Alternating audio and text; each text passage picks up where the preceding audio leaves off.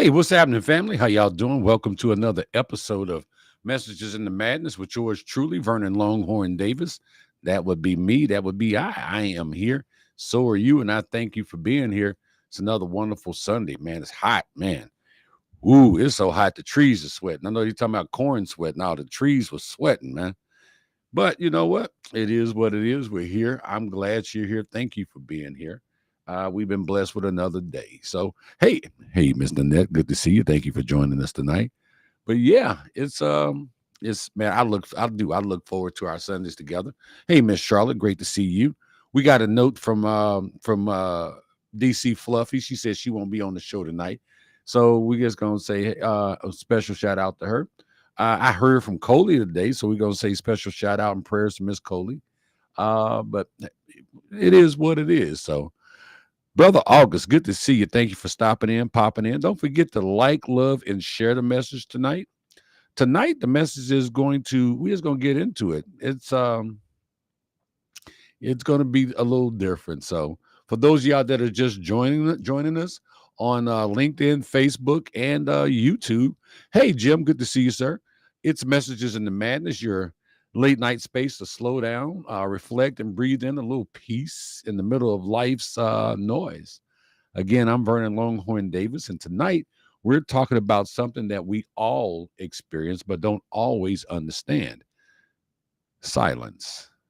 Yes, silence. Hey, Ms. Ethel, thanks for stopping by. Now, before you scroll on or tune out, or let me ask you something, okay? Stay with me for a minute. Have you ever walked into a room and left? Well, just walked into a room and felt the tension was so thick, no words needed to be spoken. You ever been there? Or maybe you sat in the quiet after an argument, after a death, after a moment of truth, and realized silence was the only thing loud enough to hold what just happened. See, see, silence isn't just the absence of sound. Sometimes it's the presence of everything, silence. And that's what we're going to dive into tonight.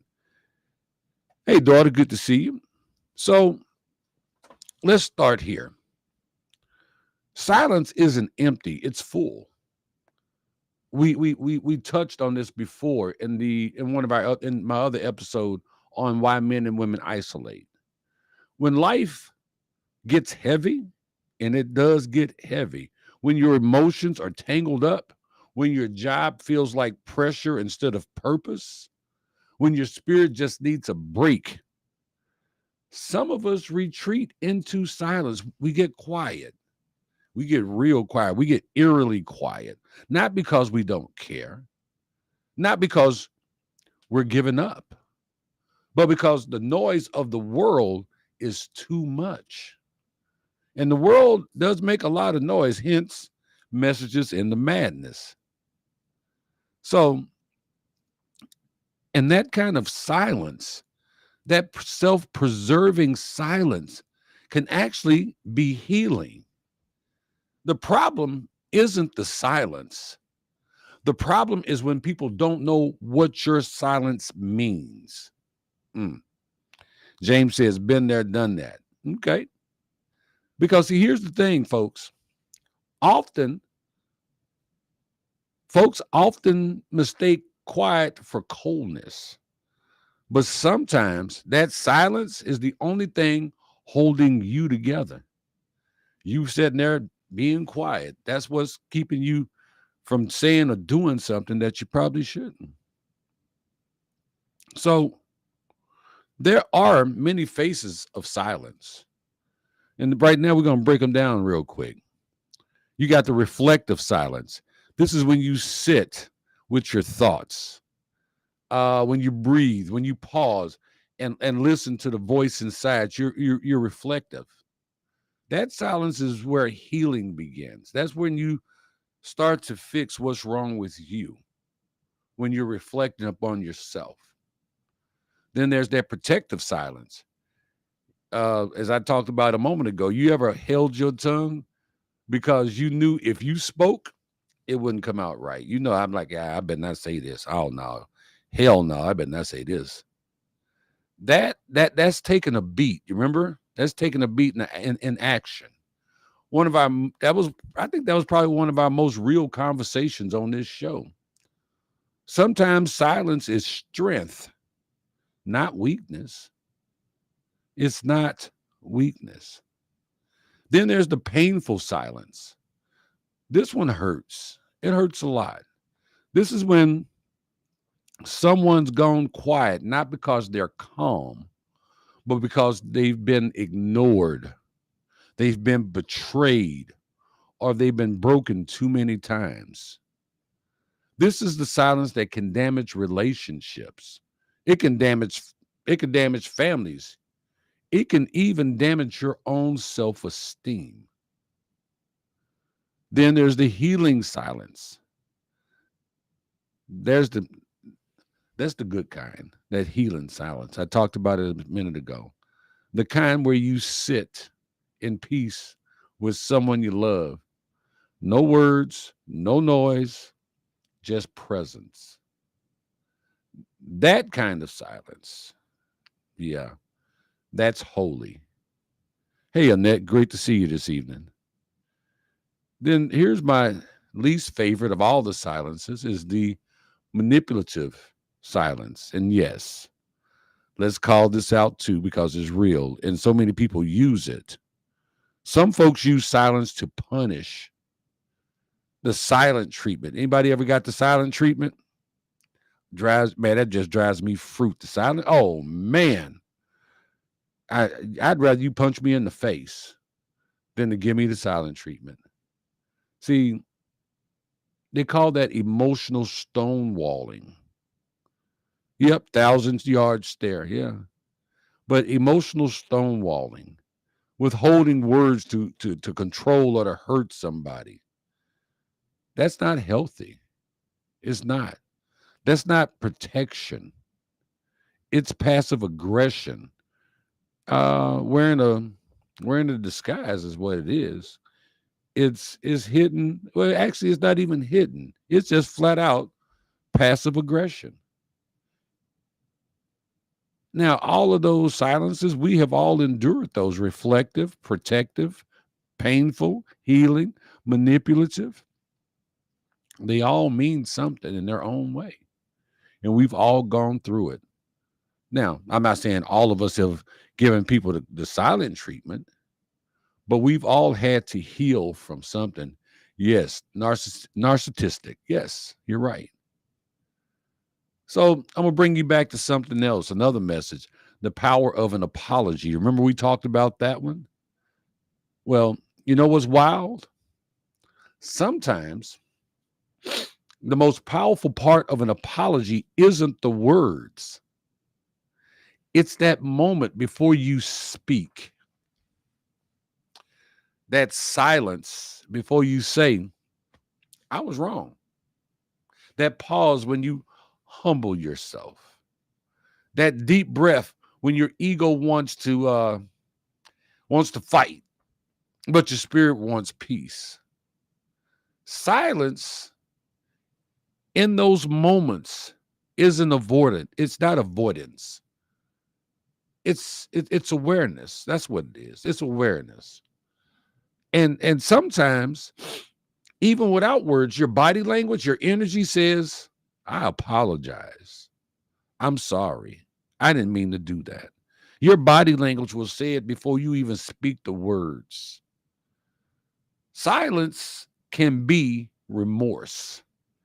It can be repentance, but only if it's followed by change. Big word there, y'all. Change. It has to be followed by change because you can say whatever the hell you want to. But if you do not change whatever it was that you had to apologize for, it means nothing. You might as well just kept the words to yourself. You might as well remained silent.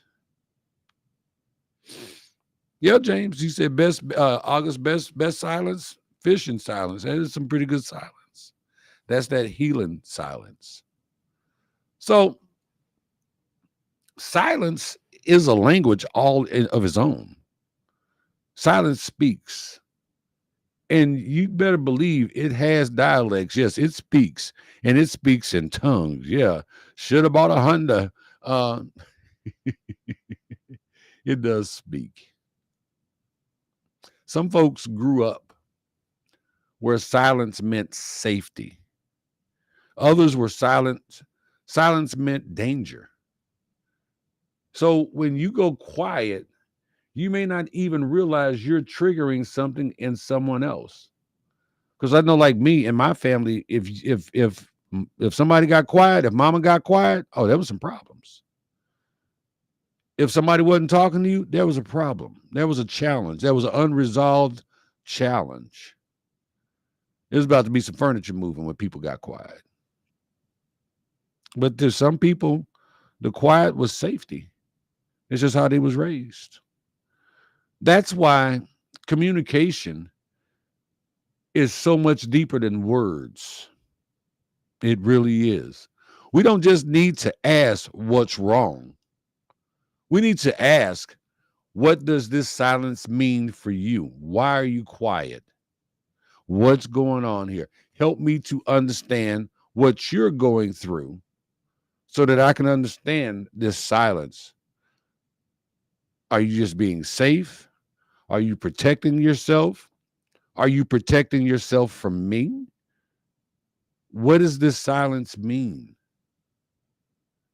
Because it's read differently by different people. Yeah. Because see, sometimes what's loud for me is calm for you. And what's calm for you feels like abandonment to me because we're not alike. We're more alike than we're more alike than we're unalike. But how we read silence is completely different. So therefore, we have to have those conversations. I can't say you have to, but I strongly recommend it.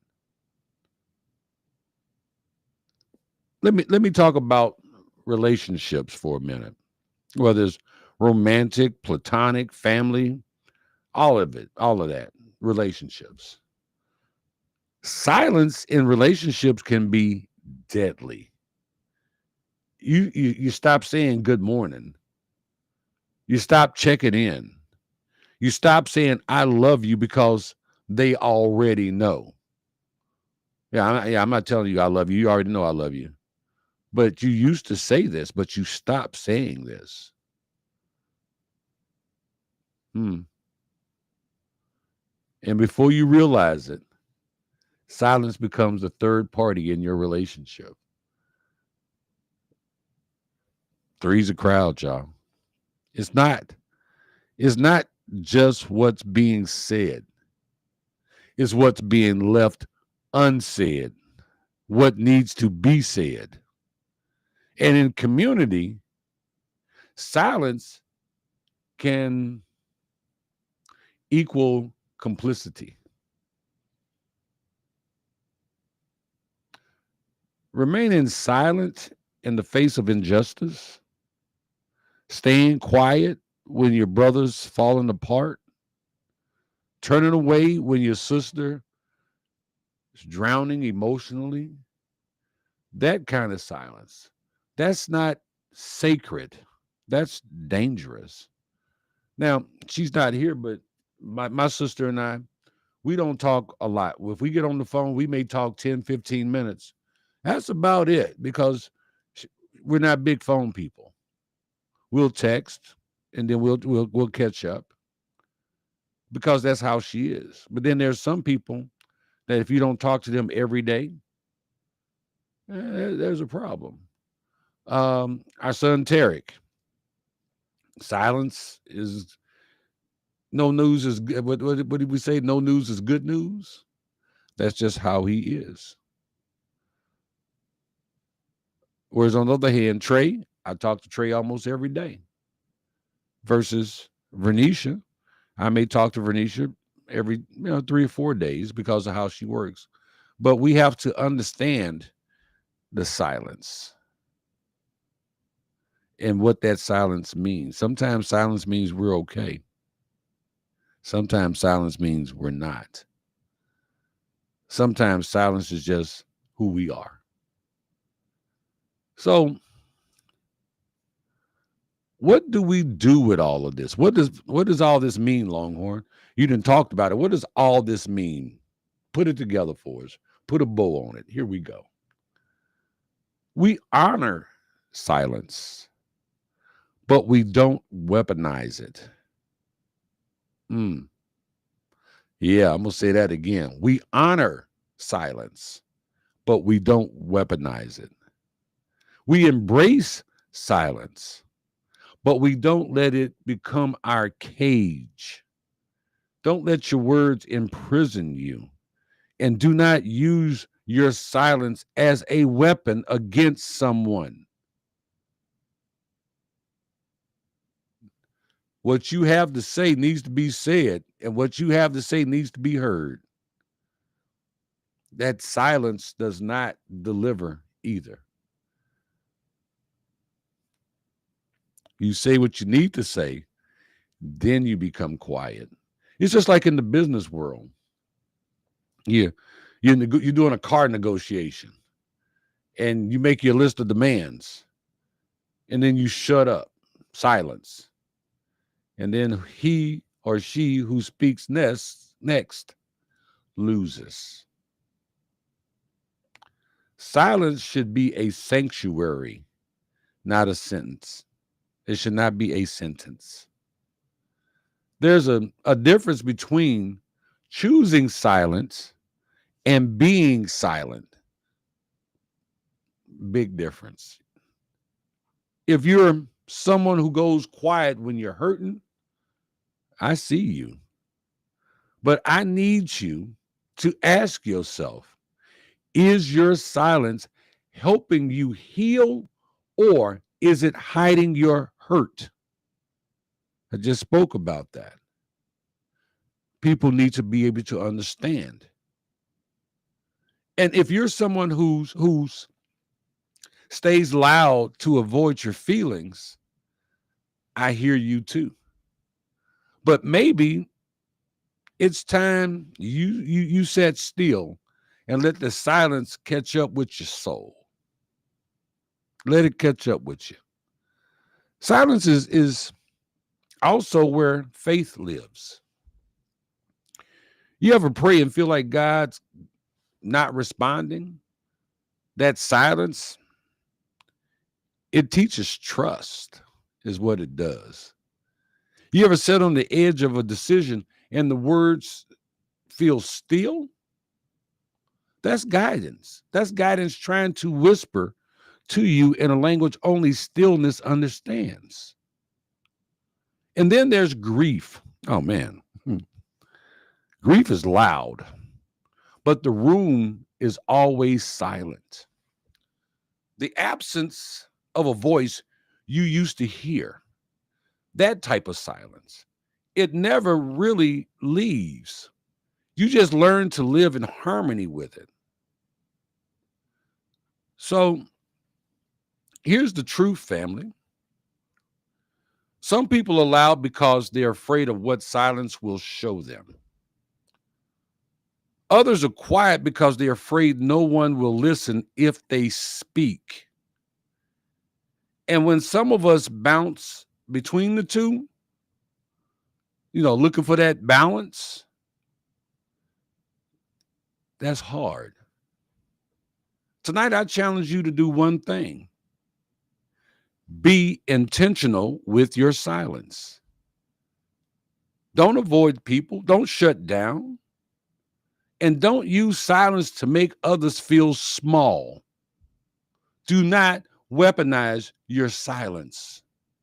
Instead, make space. Make room for listening. Make room for healing. Make room for peace. Your own peace. So, as I close this out tonight, because y'all are being silent, I just want to remind you, silence is not your enemy. It is not the enemy. But silence without clarity, without intention, without love can be your enemy. Use your silence to listen. Use it to pray.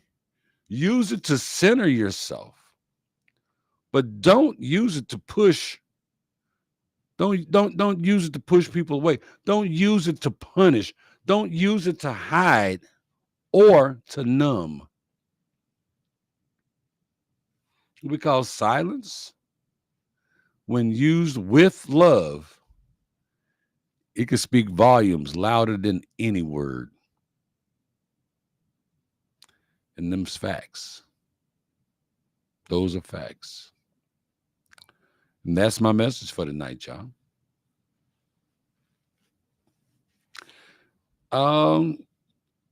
Classic Gemini say we listening. Well, I thank y'all for listening tonight.